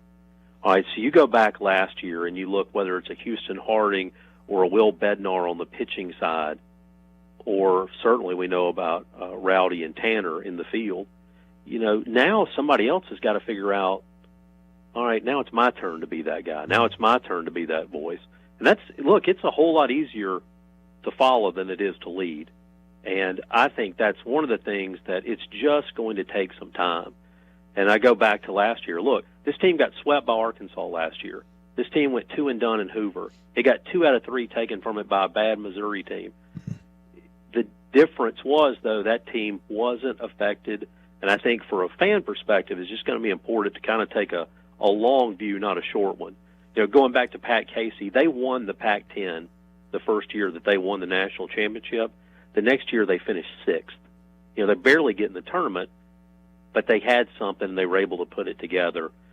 You could be really, really good in the SEC West this year and finish 4th and finish 5th. It's just, you look, 8 of our series this year against teams in the top 25. Mm-hmm.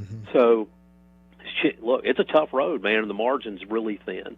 No doubt. Not to mention the opening weekend, Long Beach State top 25. Your first SEC weekend is going to be on the road at 16th ranked Georgia, who's recruiting, first and second round pitchers. And so, yeah, it's going to be tough.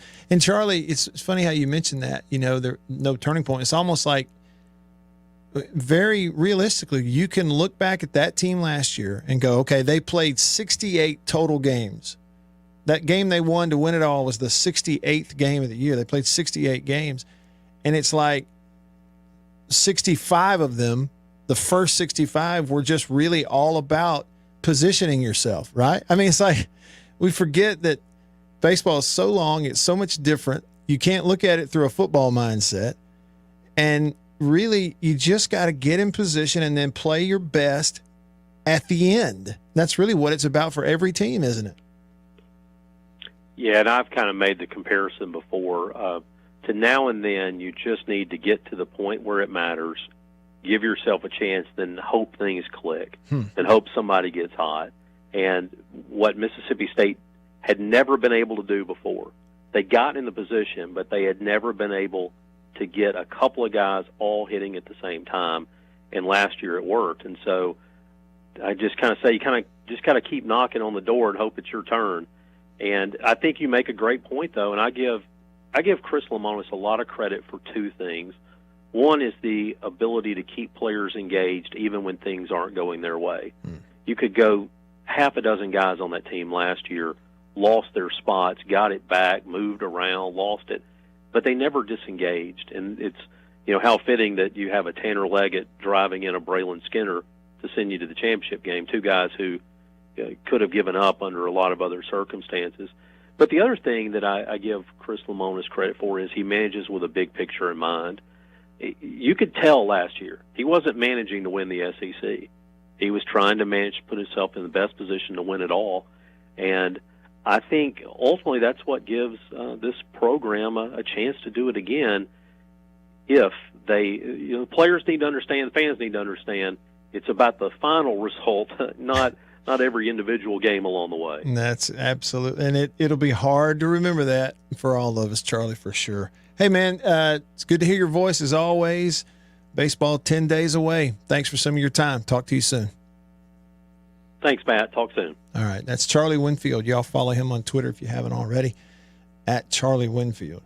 It is such a good reminder, and far be it from me to come in here 10 days away from the season and start to, downplay stuff and say, well, we need to lower our expectations. No. No, we're not talking about lowering expectations. I just think I, as much as anybody else over the years, am very guilty of approaching other sports and looking at other sports through almost a football lens. And what I mean is, in football, you're playing 12 games, and there is no such thing as a series that isn't crucial, let alone a quarter or a half or a ball game. Well, in baseball, every midweek is important and everything, but your hope is to play 68 games, somewhere in that neighborhood, and to be playing in the last 3. Therefore, there's a few innings in the first 15 or 20 that you just got to accept it. It doesn't go too well. It just won't be the end of the world. It's always good to be reminded of that. Rolling along. Stick around. Bad internet is bad for business. We've all been there. Lagging. After these messages, we'll be right back. Better buy Bird's Eye. Better buy Bird's Eye. Yes, always look for this Bird's Eye Bird, your guarantee of top quality frozen food. And your big Bird's Eye buy this week is Bird's Eye Orange Juice. Easy, you can serve it in a minute. Thrifty, it will save you money. Orchard fresh and delicious. Better buy Bird's Eye. Better buy Bird's Eye. Now, if you know your oats and want to feel your oats and taste how good an oat cereal can be, well, you'll go for Cheerios. Great way to start the day with really great eating. That's Cheerios, one of the few foods made from oats. The tasty cereal grain everyone should have at breakfast. Crisp and golden as only a toasted oat cereal can be. And nourishing? Why, a Cheerios breakfast gives you the power protein that grown-ups need to help stay in trim and youngsters need to grow on. Toasted oat goodness, toasted oat flavor, a delicious power breakfast. That's Cheerios. Let me tell you about an ice cream can't be beat. The very best tasting you can eat. It's Meadow, Meadow, Meadow, Meadow Smooth Freeze Meadow Gold. Go to your ice cream man today, and here's the word that you should say. Oh, give me Meadow, Meadow, Meadow Smooth Freeze Meadow Gold. And remember, folks, Meadow Gold is mighty good. For double enjoyment, reach for Beechnut Peppermint Gum. It sparkles your smile, your breath, your whole sense of enjoyment. Beechnut Peppermint in the familiar yellow pack. 6 o'clock, dinner time. Thank goodness for Jello instant pudding. Yes, thank goodness for Jello instant pudding. The terrific busy day dessert you can make at the very last minute. See how quick and easy. Just add it to cold milk and beat it up. That's all. By the time you're ready to eat it, it's all ready for you. Jello instant pudding, made by the famous Jello folks. So creamy, so nourishing, so delicious. No other instant pudding is quite the same. Stock your shelves with all 7 flavors. The good busy day dessert, Jello instant pudding.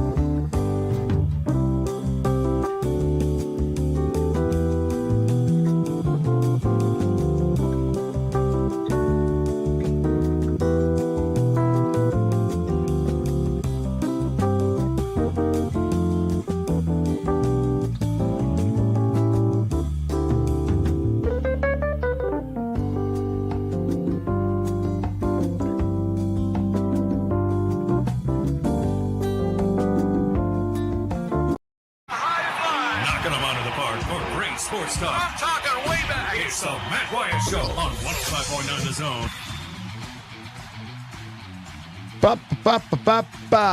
Back with you in the Bureau, the Farm Bureau Insurance Studio. Farm Bureau, go with the home team. It has been too long since I hit one of these buttons over here that I am about to hit on my soundboard.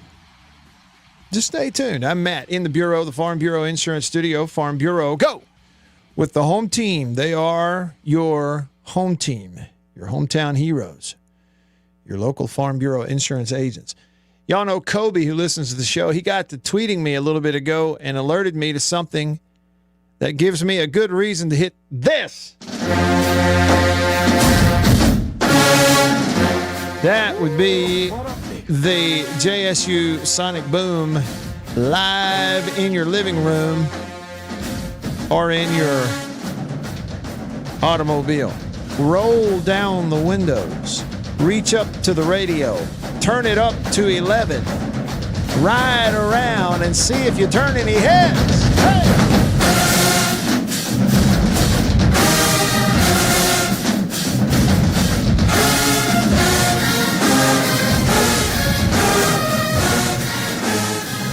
Okay, so they've got a little switcheroo on the football schedule at Jackson State. And I'm about to tell you what, when, where, and how, and all that.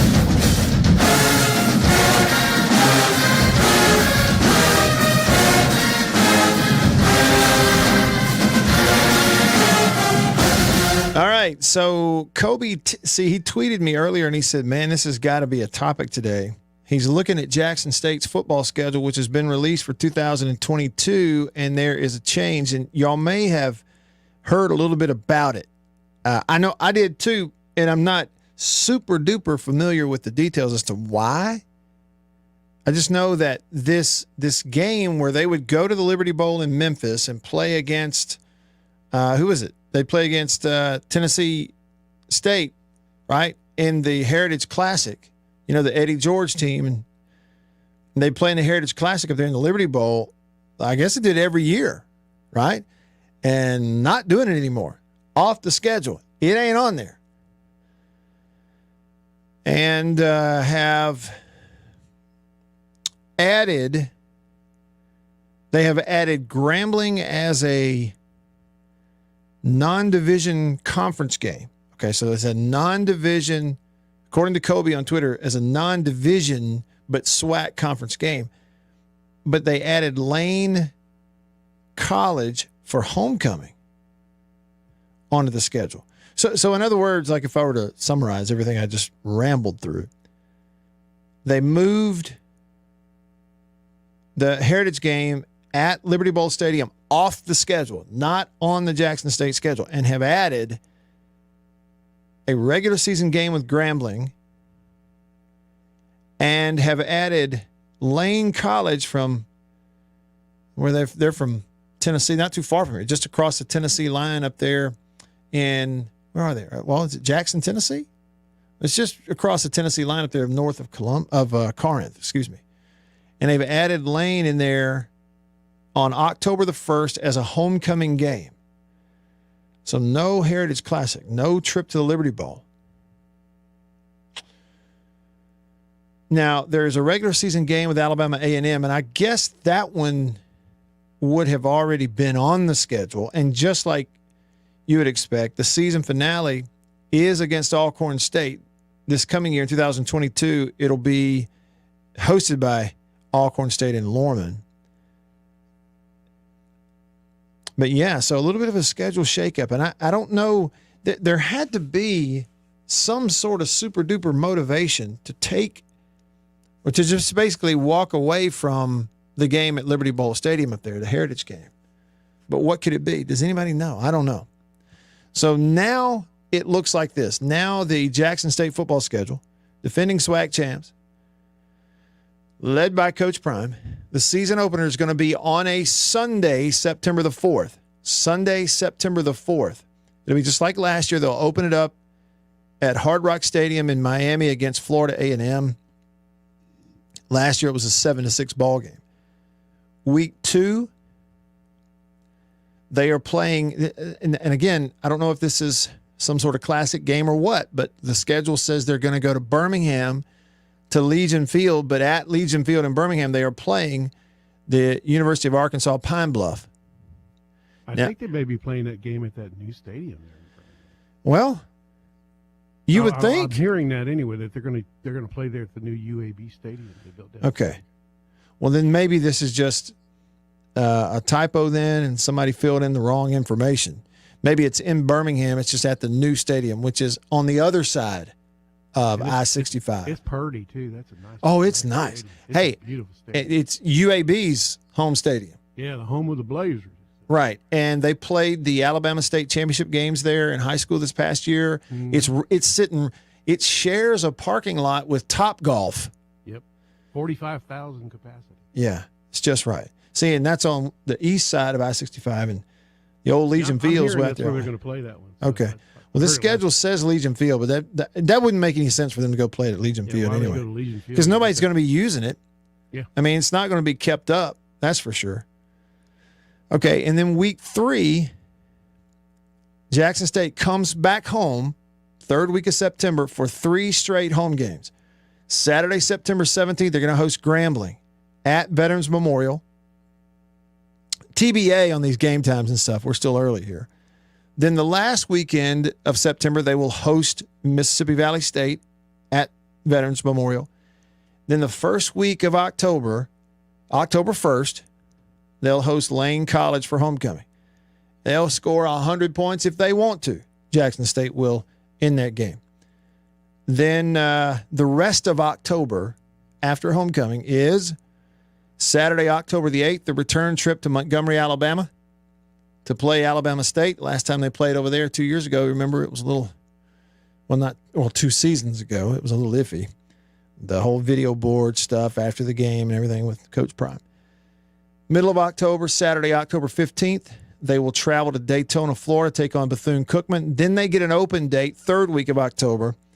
And the final week of October, Jackson State will host Southern from Baton Rouge. That's Saturday, October 29th. And then 3 games in the month of November for Jackson State. November 5th, they'll travel to Texas Southern out in Houston. November 12th, they will travel to Mobile to take on Alabama A&M. That's what it says, but Alabama A&M's home is in Huntsville. That can't be right. Why would they play them in Mobile? Unless that's But then the last game of the year, Saturday, November 19th, they go to Alcorn. So at least according to the schedule, there will not be any home games in Jackson in November for Jackson State. That's what, unless there's a typo in here somewhere. All right, let's head over to the phone line. Davini Equipment phone. Davini Equipment in Madison and in Jackson. Your Kubota dealer. Mad Tiger on line 1. What's up, Mad Tiger? Hey, Matt. Hey. Good. Look, those are classics, and they're being paid a fair amount of money to do those games, like the A&M game that's in Mobile. Okay. All right. Yeah, and they bagged out of the Tennessee State game because the classic that they're playing, I want to say it's in Birmingham. In Birmingham. The first year. And I think after this year it'll be Southern from then on. But now I don't know if it's true or not, but I was told the money was 2 to close to 3 times more than what they got for going to Memphis. Okay, that makes sense then. And see, that's what we were, I wonder, the one in Birmingham, according to this schedule I'm looking at, Mad Tiger, is the second game of the year. They're playing Arkansas Pine Bluff, but it's going to be in Birmingham, one of these classic games. This schedule says Legion Field. Bill and I were wondering if it's going to be the new stadium in Birmingham over there where UAB plays. Do you know which one it is? No, I do not. Okay. Did they not renovate Legion Field for UAB, or they built a new stadium? It was not as much, as what I understood, it was not as much renovations as it was some basic upkeep that nobody had done for a while, if that makes sense. Okay. And they finally did that. But one of the things that I heard about Legion Field, Mad Tiger, was that the turf itself had gotten to a point where it's basically unplayable. And without it was one of the reasons that they didn't go ahead and they were going to try to play a few more games there. But they hadn't done that. And like the high school games, they played them on the new stadium in Birmingham because they don't want to play any of that stuff on the old turf. So I'm just wondering if it's going to be at that new stadium. I'll see if I can find out. I will find out, and I'll let you know. I don't know if it'll be today, but tomorrow for sure, I'll let you know. Yeah, thank you very much for that. And then the other is Lad Peebles in Mobile is what's on this schedule. And that's the old stadium that South Alabama played in, where they used to have the Mississippi-Alabama All-Star game every year for high school. And, recently, within the last couple of years, University of South Alabama built a brand new stadium there in Mobile also. So it'd be interesting to see which one is which. Hey, Mad Tiger, thanks for calling. Appreciate that. Yeah, I'm looking here. I don't see a new one. I was looking to see. Here we go. Now they have a USFL team playing in that stadium too. Legion Field. All right. According to a story from just a couple of weeks ago, it is one of the SWAC Classic games, and it is going to be at Legion Field.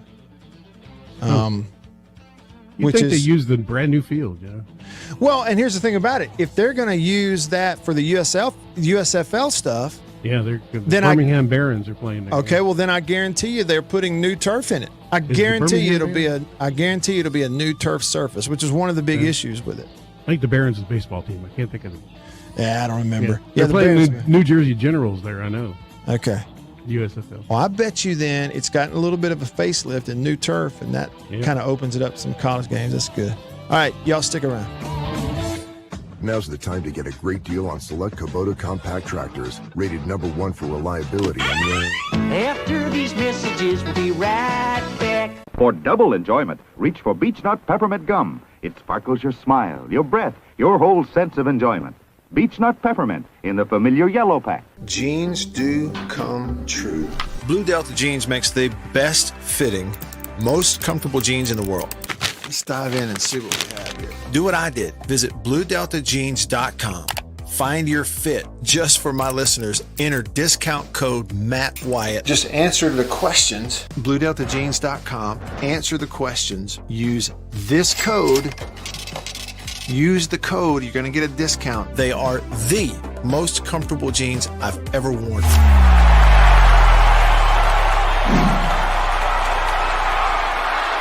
Farm Bureau Insurance stands ready to provide financial relief to our communities in this time of crisis. This includes a one-time credit to all personal auto policyholders, a donation of $500,000 to the Mississippi Food Network, and additional payment options for those hit the hardest, all while continuing to service customer claims as well. But this is the time to go above and beyond. These are a few ways we're keeping the Farm Bureau promise. To learn more, talk to your agent or visit us online. Go with the home team.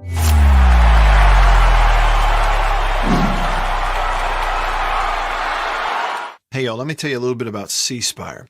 New stuff in 2021, including 5G coverage. If you go to their website right now, cspire.com, you're going to see their no bull, which, by the way, I love the Super Bowl ad with the slow motion bull. You're going to see that on the website. But look, they're right. There's been a lot of bull over the years in your wireless bill, depending on if who you were with. And my experience with C Spire is just like they say, there's no bull. I know what it's going to cost me each month. I know what my coverage is the #1 coverage in Mississippi, period, the #1 network. And they've got 5G phones that are 5G ready. Now, I have the new iPhone 12 Pro Max, got it at C Spire, went and did curbside at my local C Spire location and did the exchange where I traded in my old one, got the new one, and it's 5G capable. And we've got 5G coverage in parts of Mississippi, and it's just growing by the day. So you really ought to check that out, okay? And in terms of the new phones, you got deals going on those as well. Find those out at cspire.com. C Spire, customer inspired. After these messages, we'll be right back. Every farmer understands their farm can't thrive without some good partners like sun, soil, and rain. And farmers in North Mississippi also rely on another important partner, Mississippi Land Bank, because land and farm financing are Mississippi Land Bank's primary focus. We've grown alongside these farmers' crops for more than 100 years. We understand what a farmer needs, and we know the lay of the land in North Mississippi Mississippi, and that's where I stand. A lot of people in the equipment world, things kind of go in trends, I guess, if you want to say it. So kind of the first big thing that we look at when we start evaluating our business is going to be our turf equipment. That's kind of the first big push, because once everything, the water dries up and the grass starts growing, this is what everybody's looking to get. We carry the new Wright stand-up mower. Doesn't look like much, but this thing is, and it costs just as much as zero turn. Not a cheap unit at all. I mean, if you go out there and look at that zero turn, this thing right here, I mean, it's got all your components from your big pumps to your commercial engine to your large steel deck. And these guys were the first ones to make the standard mower. Better buy Bird's Eye. Better buy Bird's Eye. Yes, always look for this Bird's Eye Bird, your guarantee of top quality frozen food. And your big Bird's Eye buy this week is Bird's Eye Orange Juice. Easy, you can serve The Zone.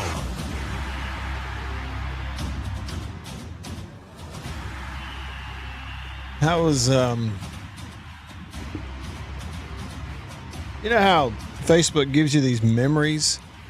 You look on Facebook and they go, hey, look at this picture that you posted on this day 7 years ago or whatever, And the one I just saw just a minute ago during the break was 8 years ago. It was this day back in 2014. My daughter would have been 2 years old, going on 3.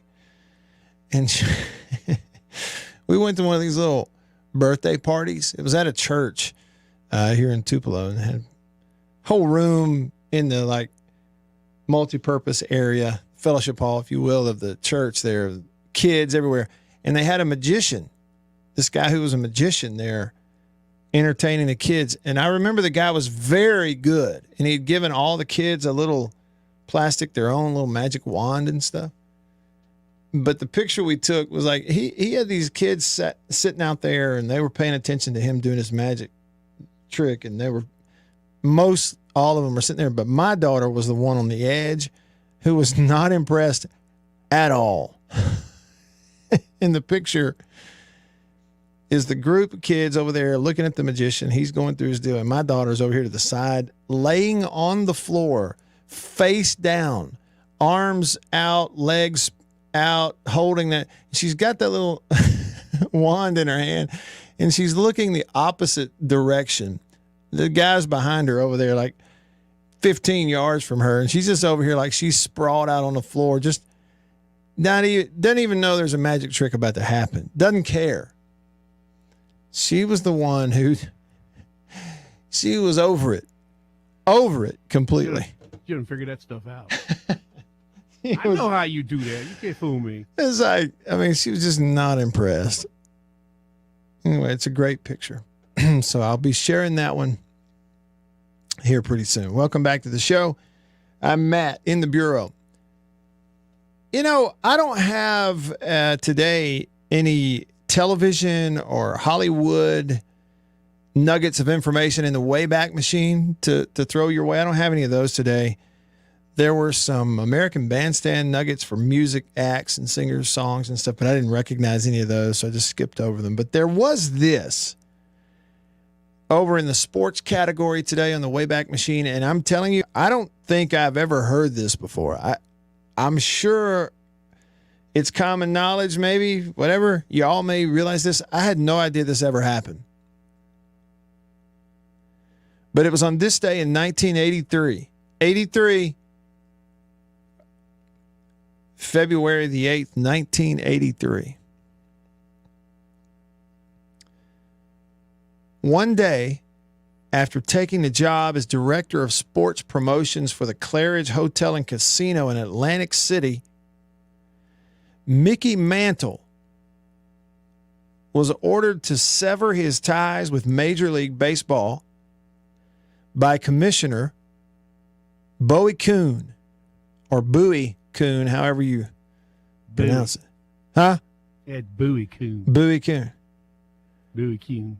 Mickey Mantle joined fellow Hall of Famer Willie Mays as players banned from baseball by Kuhn for involvement with legalized gambling. Now, how do you grow up to be my age? So the words I used there made it sound as if I was still growing up.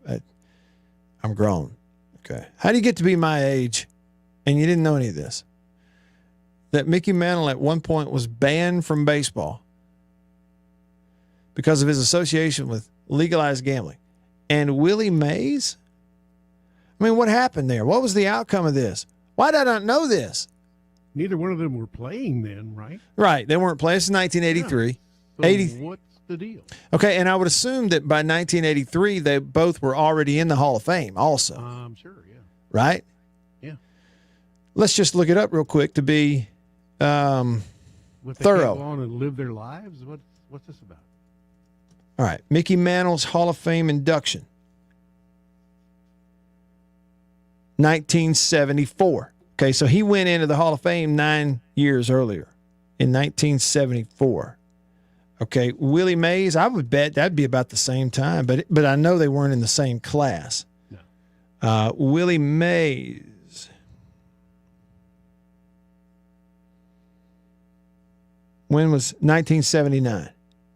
Yeah. All right, so Mantle goes into the Hall of Fame 74. Mays goes in 79.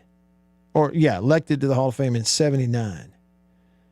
Okay, so for each of those guys, for Mays 5 years later, for Mickey Mantle 9 years later, this apparently happened. Mickey Mantle, in 1983, took a job as the director of sports promotions for the Claridge Casino in Atlantic City.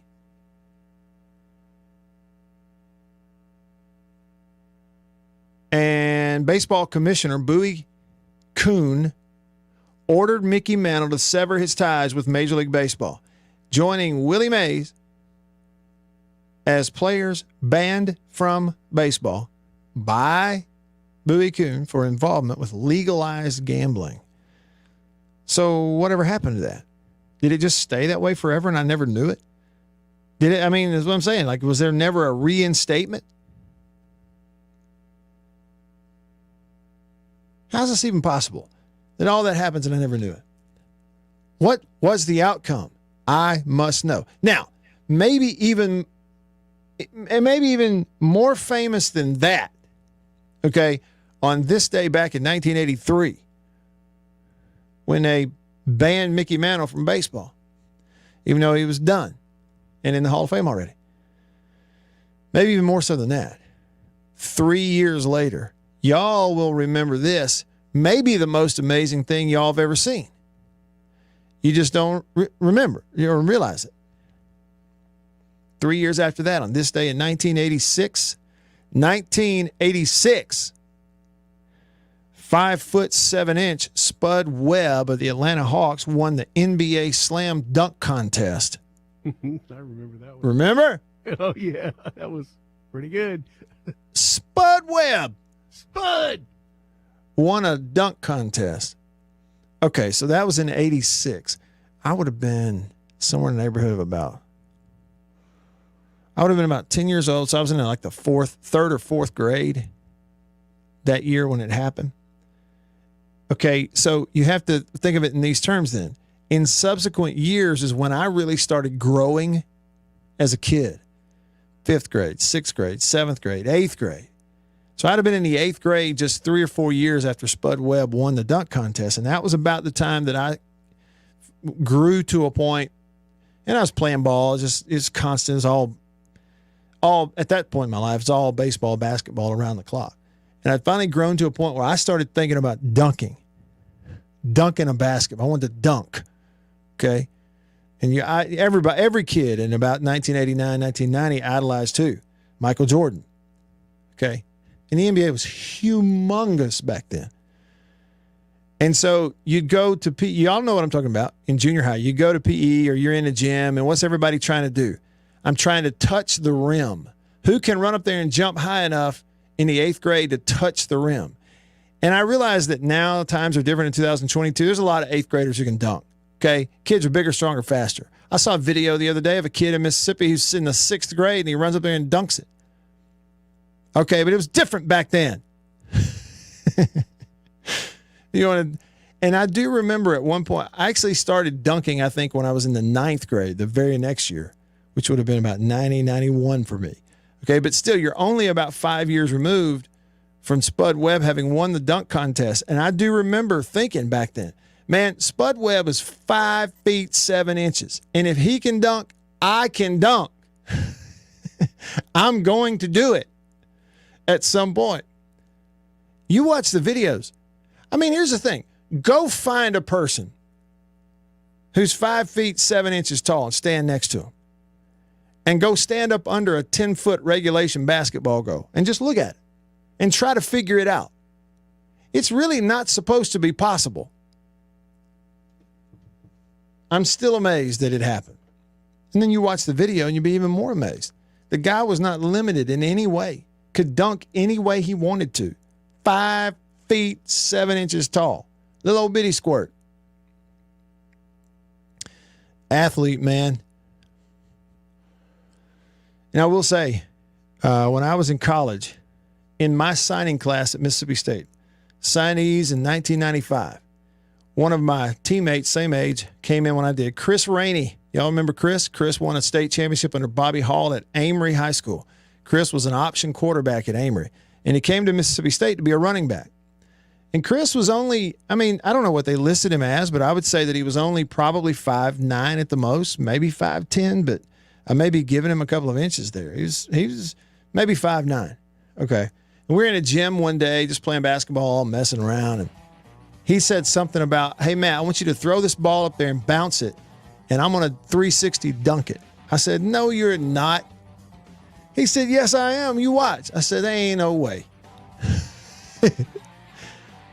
I threw the ball. It bounced on the block, and 5'9" Chris Rainey jumped, caught it in the air, 360, slammed it. And ever since then, for almost 30 years, when I see Chris Rainey, he reminds me of that. He will remind me of that the next time I see him. Hey, you remember when you thought I couldn't do that 360 dunk? Yeah, I sure do. I couldn't believe it. I ran out of the gym. All right. Fun show today. Appreciate y'all. We'll do it again tomorrow. I'm Matt. See you then. See ya.